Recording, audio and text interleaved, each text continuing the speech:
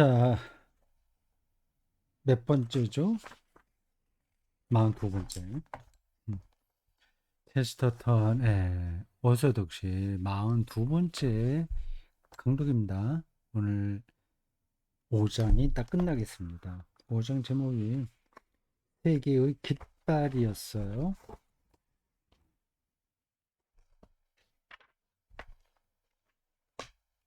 제 제목이 어떤 걸 가리키는지 이제 좀 감이 잡혔습니다. 이렇게 저렇게 혼란하고 딜레마에 빠져 있는 그 세계에 뚜렷한 깃발을 들고 나타났다, 기독교가 하는 겁니다. 이 사람이 처음부터 끝까지 계속 견제하고 있는 그 딜레마에 빠진 세계관이 두 가지예요. 낙관주의와 비관주의입니다.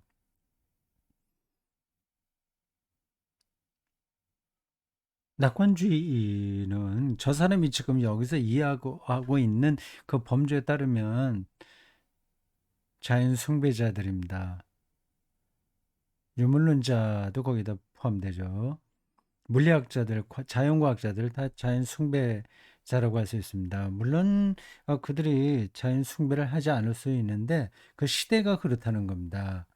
그 즐기는 거죠. 또 그게 자연을 숭배하는 겁니다. 비관주의는 그런 데는 의미가 없지. 저거는 다 없어질 거야. 허무한 거야. 자기 내면으로 들어가야지. 이상 있고 앞강의에서 짚었던 대로 이 번역자가 이상주의적인 비관주의라고 표현한 그들입니다. 근데 그 이상주의적인 게 아니라 그렇게 번역할 수도 있긴 있을 겁니다. 아이디얼이라고 돼 있지 않을까요? 그 관념주의적 아, 비관주의. 그건 세상을 비관적으로 보는 겁니다. 그건 보이는 건 아무것도 의미가 없어. 다 자기 내면 속으로만 들어가야 되지. 근데 부처도 기본적으로는 그 얘기하는 거 아닌가요? 뭐 자비와 여러 가지를 얘기하지만 인생은 고다, 고해다. 그러니 자기 안에 있는 불성을 찾아야 된다는 거 아니겠습니까? 근데 그 두 가지가 다 우리 인간 삶을 예, 결국 파괴한다는 말이죠. 그건 뭐 앞에서 여러 번 얘기했으니까 왜 그런지는 됐습니다. 근데 기독교가 거기서 칼을 들고 나타난 사람처럼 감상주의에 떨어지지 않고 확실하게 어떤 방향을 제시해 줬다. 그게 이제 세계의 깃발이라고 하는 겁니다. 깃발을 들었다고 하는 겁니다. 그 핵심은 하나님의 초월성과 독특성입니다. 이 내재에 있는 게 아니고 그분은 초월해 있다고 하는 거죠. 아니, 결론이 나옵니다. 요 대목은 제가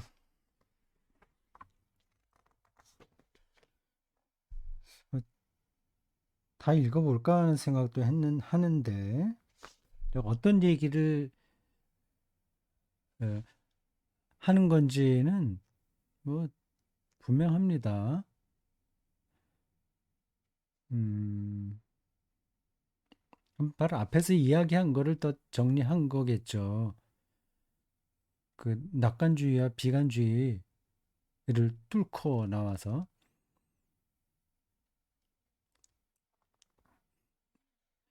우리의 삶을 가장 풍성하게 만드는 세계 깃발이다. 그 얘기하려고 하는 거 아니겠습니까? 그 맨 마지막 끝나는 그 패러그래프에도 그런 표현이 나와요. 똑같은 건 아닌데 제가 읽기에 그렇습니다. 아, 봅시다. 나의 깨달음, 경험할 여러 가지 경험이 뒤따랐다. 또 나는 세계와 기독교 전통입니다. 나는 세계에서 다음과 같은 구멍을 찾아냈다. 표현이 문학적입니다. 구멍은 어떤 함정이기도 하고 한계이기도 하겠죠. 그것은 우리는 어떻게든지 세상을 아니면 꼭 필요한 어떤 그 관점일 수 있습니다. 블랙홀과 같은 거. 그것은 우리는 어떻게든 세상을 신뢰하지 않으면서 세상을 살아가는 사랑하는 길을 찾아야 하고 세상을 신뢰하지 않으면서 세상을 살아가는 길. 세상 자연 숭배에 떨어지지 않아야 되잖아요. 결국 거기는 악한 것도 많잖아요. 파괴적인 거 많잖아요. 그리고 또 없어지지 않습니까? 그러니까 세상을 궁극적으로 신뢰할 수는 없어요. 뭐 이것밖에 없다. 그래서 뭐 리차 같은 사람들은 땅을 신뢰하지 않는 기독교는 이거는 허무주의다. 그렇게 반생명적이다 얘기를 하는데 그건 이제 부분적으로만 보니까 그런 거죠. 결국 이 지구 전체가 불덩어리였다가 아예 없었죠. 그 전에는 138억 년 전에는 아주 오랫동안 불덩어리였다가 지금 이렇게 생명의 다양성으로 가득 차 있는데 결국 또 이것도 다 불덩어리가 되죠. 근데 그렇다고 해서 이게 무의미하다는 뜻이 아닙니다. 근데 그 전체를 볼 수 있어야 되는 거죠. 그러니까 세상을 신뢰하지 않으면서 세상을 사랑하는 길을 찾아내야 된다. 그게 이제 일종의 숙제죠. 구멍이라고 좀 표현했는데 어떻게든 세상적인 존재가 되지 않으면서 그러니까 자기 내면 속에 빠져들지 않으면서 세상을 사랑해야 한다는 사실이었다. 사랑. 결국 사랑으로 답을 내려고 하는 것 같아요. 나는 기독교 신학에서 대단한 대목 같은 두드러진 특징을 발견했는데 여긴 대못이라고 그랬고 저 위에는 구멍이라고 했는데 같은 뜻 아니겠습니까? 그것은 하나님의 인격적인 분이고 제가 앞에서 얘기했죠. 예, 세계를 그 자신에게서 분리했다는 도그마적인 주장이었다. 도그마의 교리학적인 주장이라는데 교리라고도 할 수 있습니다. 도그매틱한 것. 기독교는 도그마입니다. 근데 이게 나쁜 뜻으로도 사용될 수 있어요. 배타적이고 자기만 알고 독단적이고 할 때 도그마다 얘기하는데 그런 뜻에서의 도그마가 아닙니다. 어떤 세계관이라는 거예요. 근데 이 도그마를 바탕에 놓고 신앙생활을 해야 됩니다. 그걸 놓고 설교를 해야 됩니다. 근데 기독교의 체계를 이야기하는 게 도그마거든요. 뭐 도그매틱스라고도 하고 시스테매틱 디얼로지라고도 합니다. 조직 신학이라고도 하죠. 교의학은 조금 좁은 의미라고 한다면 조직 신학은 좀 철학적인 관점까지 포함한 넓은 틀이에요. 근데 같은 이야기입니다. 기독교의 체계를 얘기해요. 하나님이 인격적인 분이고 세계를 분리했다는 이 도그마적인 주장이다. 인격적인다고 하는 거는 뭐 여러 번 얘기했으니까 분리했다는 말 이해가 되시죠? 지금 세계는 신성이 가득하지 않습니다. 분리해냈기 때문에 그런 거예요. 아기가 어머니 배 속에 있을 때는 모든 영양분을 어머니에게서 그냥 받아요. 숨도 안 쉬어요. 어머니의 피가 자기의 태아에 돌아다니기 때문에 일체가 돼서 그냥 거기서 생명을 얻을 수 있습니다. 근데 바깥으로 나오는 순간 자기가 숨을 쉬어야 되거든요. 이게 분리된 겁니다. 그러니까 지금 우리는 이 하나님과 하나가 아닌 거예요. 어머니 뱃속에서 나온 아이하고 비슷한 거죠. 그리고 그러한 도그마가 기독 그 어, 유대교를 포함한 성서의 하나님, 음, 바탕에 있는 겁니다. 뭐 선악과 문제도 그걸 신화적으로 말하는 거죠. 신라곤 이제는 쫓겨난 거예요. 이제는 여기는 신라곤의 세계입니다. 낙원 그 에덴 동산은 없어요. 에덴 동산이라고 한다면 직접 하나님과 소통하는 거죠. 그러면 하나님 안에 있는 겁니다. 분리되기 전이에요.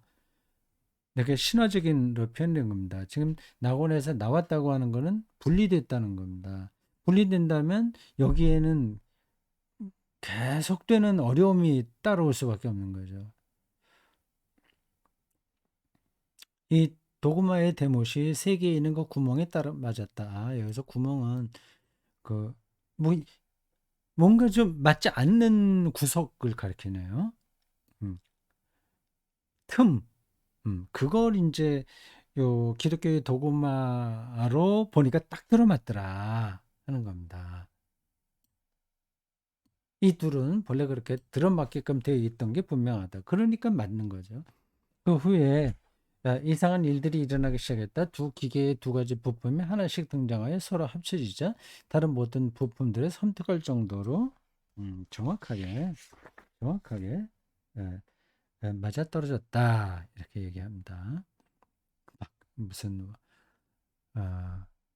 마술을 부리듯한 장면이 떠오르네요. 아니면 애니메이션의 한 장면처럼 이 사람이 묘사했습니다.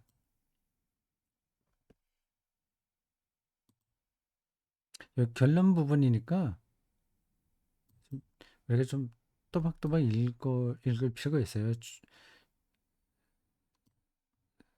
중요합니다. 비유, 어, 이 기독교 교리의 가장 중요한 점을 거기다 넣으니까 탁탁탁탁 세 개가 설명이 되더라 얘기입니다. 비유를 바꾸면 나는 마치 높은 요새 하나를 점령하기 위해 적국에 진격한 사람과 같았다. 그리고 그 요새가 함락되자 비슷한 이미지는 앞에서도 한번 나왔습니다. 온 나라가 항복했고 내 뒤에서 딱딱하게 변했다. 그 온 땅이 그 옛날 내 어린 시절의 첫 경기장과 같이 환하게 밝아졌다. 사장에서 내가 어둠 속에서 추적했다가 실패로 끝난 어린 시절의 모든 맹목적인 공상들이 갑자기 투명해져서 보이기 시작했다. 장미는 모종의 선택에 의해 설명이 암시적이고 문학적입니다. 빨간색을 띠게 되었다고 내가 느낀 것이 옳았다. 장미는 모종의 선택에 의해 빨간색을 띠게 되었다고 내가 느낀 것이 옳았다. 아닐 수도 있는데 내가 선택이 아니라 누군가가 선택함으로써 빨갛게 되었다. 는 생각? 그것은 하나님의 선택이었기 때문이다. 그렇게 봐야 그게 이해가 된다는 얘기입니다. 하나님이 그렇게 의지를 가진 존재가 그렇게 초월자인 그가 그렇게 선택했을 때만 그 해명이 된다는 거죠. 잔디는 필연적으로 그런 색이었다고 했다고 말하기보다는 원래 그런 색깔, 푸른색 뭐 이런 게보다도 차라리 엉뚱한 색깔, 검은 틱틱한 그런 색깔이었다고 말하는 게 낫다는 나의 생각이 옳다. 그랬을 수도 있는데 하나님의 선택에 의해서 푸른 잔디가 되는 거죠. 그것은 다른 어떤 색깔도 될 수 있었기 때문이다.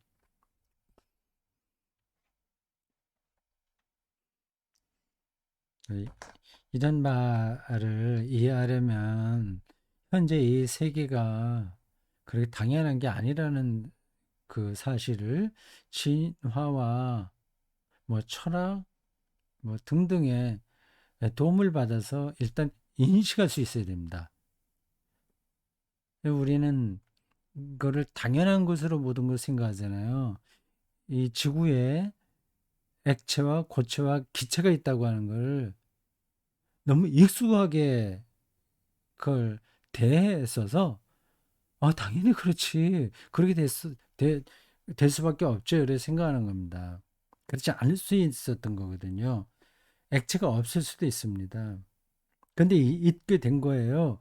그거를 모릅니다. 왜 그렇게 되는지를. 그래서 그거를 체스터턴은 하나님의 선택에 의한 거다 말하죠.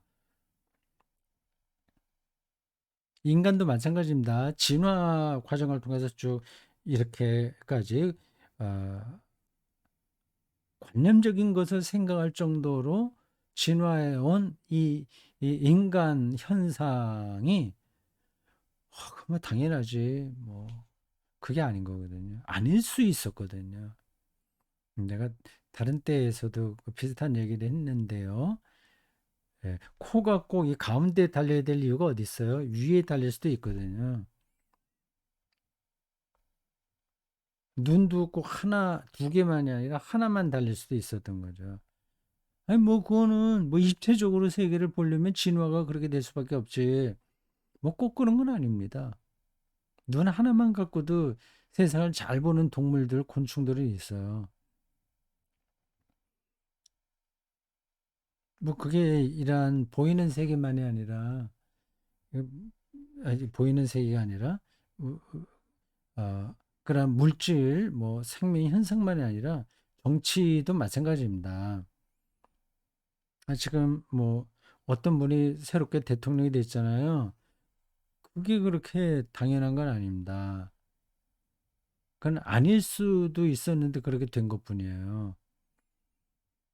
뭐 그게 뭐 한두 가지입니까? 그 체스터턴은 온 세계가 그렇다는 겁니다. 그러니까 장미도 빨간색이 아니라 다른 거일 수도 있는데 그분이 선택함으로써 빨간색이 됐다고 말하는 게 가장 타당하다, 합리적이다. 그렇게 말합니다. 동의가 되시는지요? 저게 아무것도 모르면서 그냥 저렇게 억지로 주장하는 건가? 그렇게 생각하시면 안 됩니다. 생각이 깊은 사람이에요. 알 거는 다 아는 사람이에요. 최고의 지성인입니다. 자연과학, 물리학, 생물학, 화학, 철학, 예술, 음악, 성서, 종교, 역사, 뭐 그런 두루두루 해박한 지식이 있는 사람입니다. 그러니까 그런 저 사람의 사유만큼 우리가 따라가지 않은 상태에서 저 문장만 읽으면 아주 맞는 얘기인가? 너무 일방적으로 말하는 것 같네. 뭐 그런 생각이 들 수 있어요. 자, 그거 됐고, 음, 180 다음 주 3쪽으로 넘어가서 여러분에게 그 파일을, 이미지 파일을 보여드리겠습니다.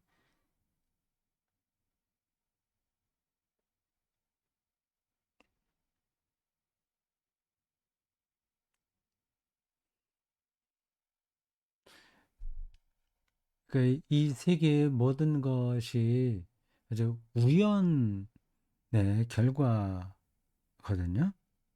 근데 그걸 우연이라고 말하지 않고 하나님의 선택이라고 혹은 섭리라고 이야기하는 겁니다. 그게 맞다 하는 거죠. 근데 그걸 바탕에 놓고 요 183쪽 잠깐 따라가 봅시다. 우주가 광대한 빈 공간이 아니라 그럴 수도 있었는데 작고 아늑한 곳이라는 나의 상상도 어렸을 때 동화를 읽으면서 느꼈던 상상인데 이제 그 의미심장한 뜻이 밝혀졌다. 세상을 많이 알고 보니까 그 느낌이 맑더라. 어떤 예술 작품이든 그것을 만든 예술가의 눈에는 작게 보이는 법이기 때문이다.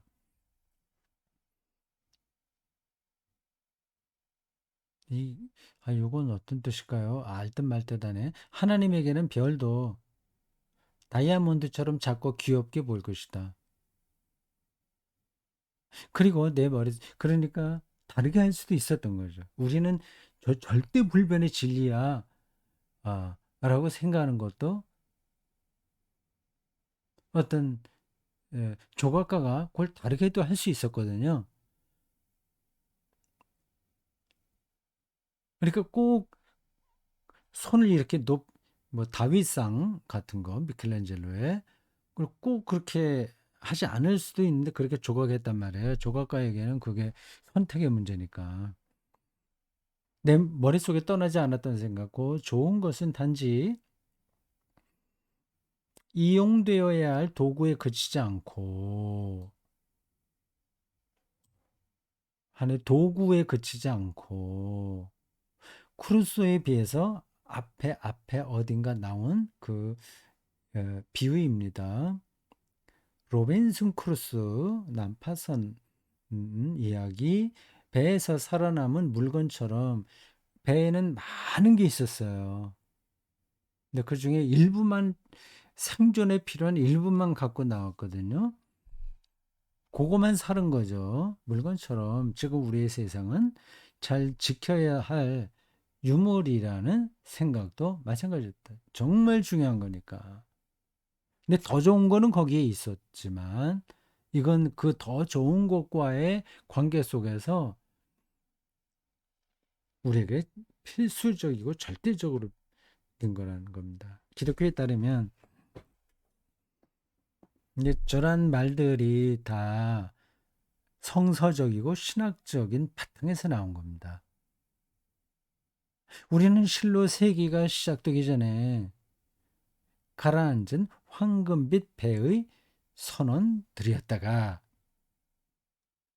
에덴 동산에 살던 아담과 이브 그렇게 상상할 수 있는데 그 파선에서 살아남은 자들에게 그 유물은 본래 지혜로웠던 그 무엇을 암시해주는 것이었기 때문이다. 그 크루스가 탔던 배 그거를 지금 남바선에서 건져내온 이 물건이 암시하는 것처럼 지금 우리가 살고 있는 세계는 바로 그 어, 하나님의 본래의 세계를 암시하고 있다는 겁니다. 그러니까 소중한 거죠. 저런 관점이어야만 세계를 정확하게 이해할 수 있고 그리고 인간의 삶이 풍요로워진다는 이야기입니다. 실용적인 차원에서 본다고 하더라도. 근데 앞에서도 계속 나온 그 개념처럼 낙관주의 보통 말하는 그건 그게 아니거든요. 정말 중요한 문제는 그것이 낙관주의를 품을 만한 이유를 완전히 뒤집어 놓았다는 점이다. 예. 이렇게 뒤집히는 순간은 마치 뼈가 소켓에 다시 들어맞을 때처럼 편안함을 느끼는 순간 이제 어깨 뼈가 빠지잖아요. 안 되잖아요. 움직이지 못하잖아요. 근데 정형외과에 가서 의사가 딱 맞춰주는 것 같은 걸 얘기합니다. 음, 낙관주의적인 이유를 집어넣었다. 그건 뭐 알만하죠. 이 세계가 정말 살만 나서가 아니라 정말 살맛 나는 그 세계를 이게 암시하고 있기 때문에 그런 거예요. 근데 그럴 거려? 그걸 얘기할 거려? 몰라요. 더 봅시다. 나는 비관주의에 자명한 신성모독을 피하기 위해 자주 낙관주의자로 자처하곤 했다. 비관주의자는 자기 속에 빠져드는 겁니다. 그러나 우리 시대의 모든 낙관주의는 우리가 이 세계에 잘 들어맞는다는 것을 항상 증명하라고 애쓰기 때문에 잘못된 것인 동시에 실망스러운 것이었다. 예. 공산주의도 일종의 낙관주의거든요. 이 세계가 이렇게 발전하게 되면 뭐 프롤레타리아 혁명이 일어나서 무산자 계급 세계가 되고 뭐 아무 차별도 없고 지상 낙원을 이룬다고 생각했는데 그게 됩니까? 예. 그, 증명해 보려고 했는데 다 실패했죠. 기독교적 낙관주의는 그게 아니라는 겁니다.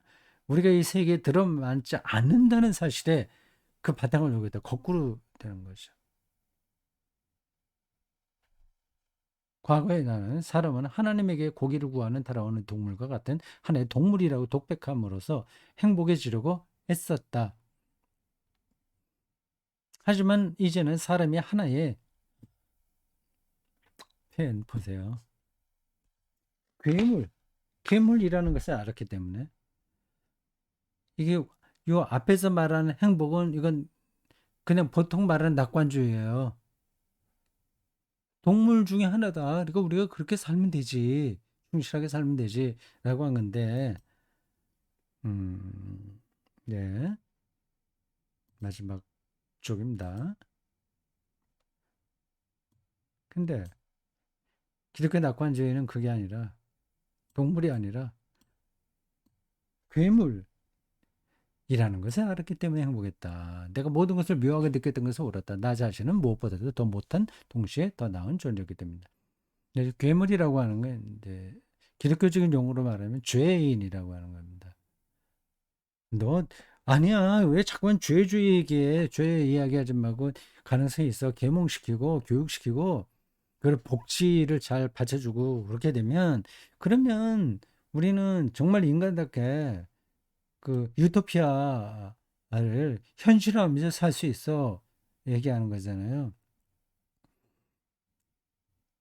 뭐 만인에 의한 만인의 투쟁 정도로 생각하고요. 지금 현대인들도 그렇게 생각하는 사람이 많이 있습니다. 그냥 뭐 우리 뭐 그냥 알 만큼 아는 거죠. 진화의 과정을 통해서 인간이 어떻고 동물적인 속성이 어떻고 뭐 등등등등. 그래 그거 뭐 어떻다고 그래서 어쩌라고 그 안에서 내가 행복하게 살면 되지. 뭐 그런 정도거든요.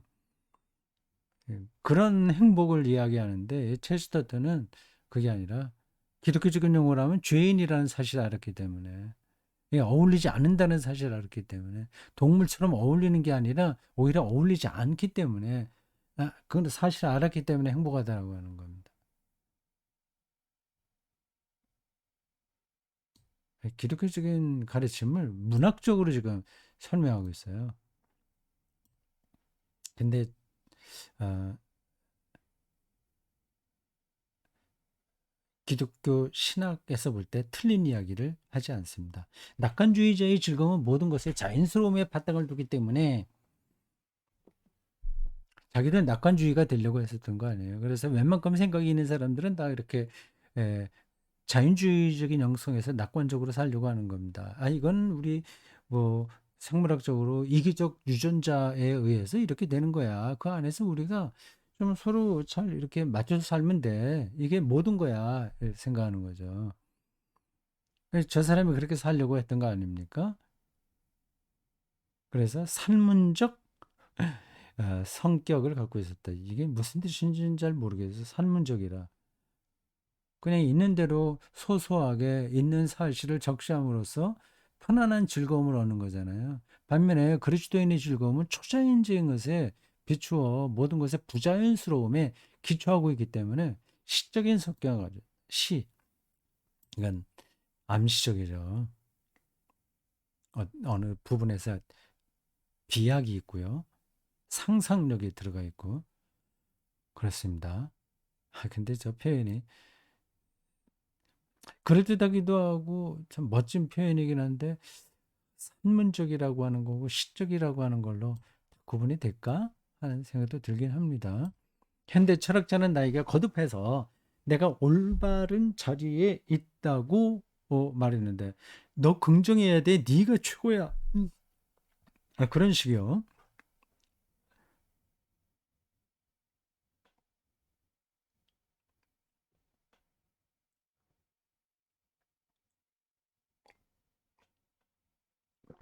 얼마나 그러면 편안합니까? 맞아요. 100년 전에 얘기한 건데 21세기 지금 딱 들어맞는 얘기네요. 너 오라. 네가 맞아. 그걸 조금이라도 이게 아, 어, 거부당한다거나 그걸 조금 손상당하면 못 견디잖아요. 그게 젊은 사람들이 쓴 용어가 있는데 또 깜빡했네요. 기억이 안 나네. 아, 났네요. 호구 되면 큰일 나 이런 얘기 하잖아요. 물론 호구가 뭐 되는 게 좋다는 건 아닌데 저런 정도의 즐거움을 찾는 겁니다. 철학에서 그런 걸 배웠는데 나는 그것을 묵인하면서도 여전히 우울함을 느꼈다. 내가 그렇게 자연 속에서 적당한 위치에 사는 존재란 말인가? 근데 그렇지 않다는 게 저 내면에서 끌어올라오는데 편하지 편안한 게 아니라 오히려 우울했다. 그러나 내가 그릇된 자리에 있다는 소리를 들었을 때 어긋난다는 거. 예, 그렇게 자연적으로 잘 어울려 있지 않다는 거. 그렇잖아요. 동물하고는 다르죠. 그걸 들었을 때, 저게 이제 기독교가 얘기하는 죄론입니다. 내 영혼은 봄날의 새처럼 기뻐하며 노래를 불렀다. 어떤 사태를 뚫어보는 거죠. 이 지식은 어린 시절에 어두운 집안에 있던 잊힌 방들을 찾아내어 그곳을 밝게 비추어 줬다. 이제야 나는 왜 잔디가 거인의 초록색 수염만큼이나 늘 이상하게 보였는지, 왜 내가 집에 있으면서도 향수병을 앓았는지 그 이유를 알게 된다. 그 답이 뭐죠? 나는 자연에 낙관적으로 어울리지 않는 존재다라는 겁니다.